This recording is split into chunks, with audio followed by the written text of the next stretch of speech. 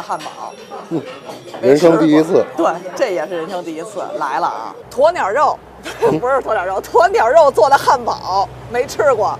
然后骨髓，那个照片上是你这么长一根大骨头给劈成两半，然后是骨髓也没吃过。我找的。对，老李找了一个南非菜，南非我们俩还没去过呢，先尝尝南非菜，有点意思，特逗感觉。主菜叫动物迁徙。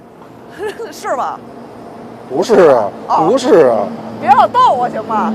这个有点意思啊，这菜单是吧？真非洲。这儿哦，这就是那牛骨髓。咱们的。哦，这是我们的啦，谢谢。哦，好嘞。哦，好嘞。哇塞，这太狂了吧！这我先拍一照啊，没见过。我一会儿得发朋友圈显一下。哇塞，这太狂了！这个来了。哇塞，这儿呢，牛骨髓，看扑叽那种。来吧，来一场了，来一场了啊！哇，牛骨髓搁在面包上，然后再来点这个肉结合一下。我来了啊，人生第一次。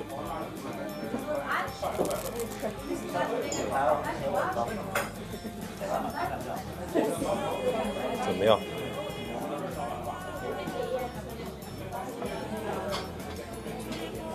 牛骨髓到嘴里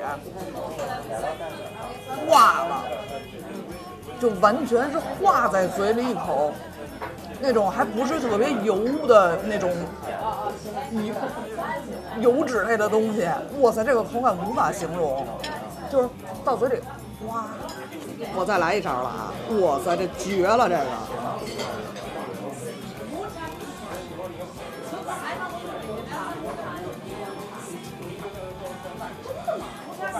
就是美妙到非常偏，就一个食物能美妙，我靠！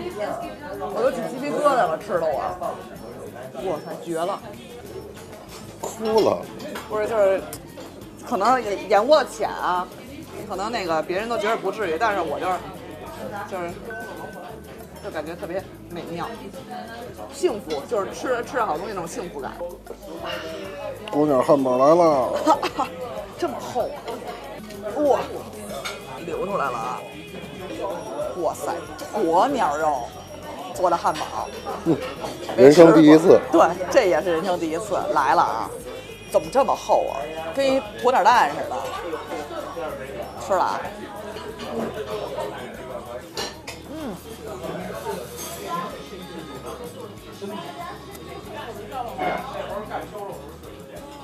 什么味道？鸵鸟肉，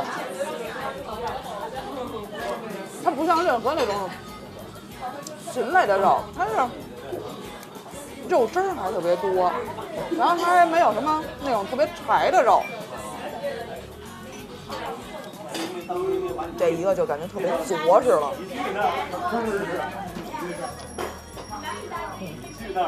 而且南非人挺会吃的。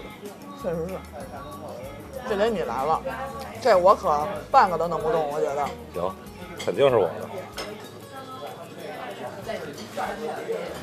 哇塞，我太喜欢这种店了。然后这家店的老板刚才特意跟我们说了，不能那个发人家的位置，因为人家想一直保持这种模式。所以呢，我呢视频里就不会放那个餐厅的名字和位置了。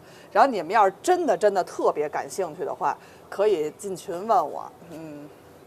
然后呢，就是很好吃，很好吃，我也不用出优秀了，就是奇妙的一顿晚餐。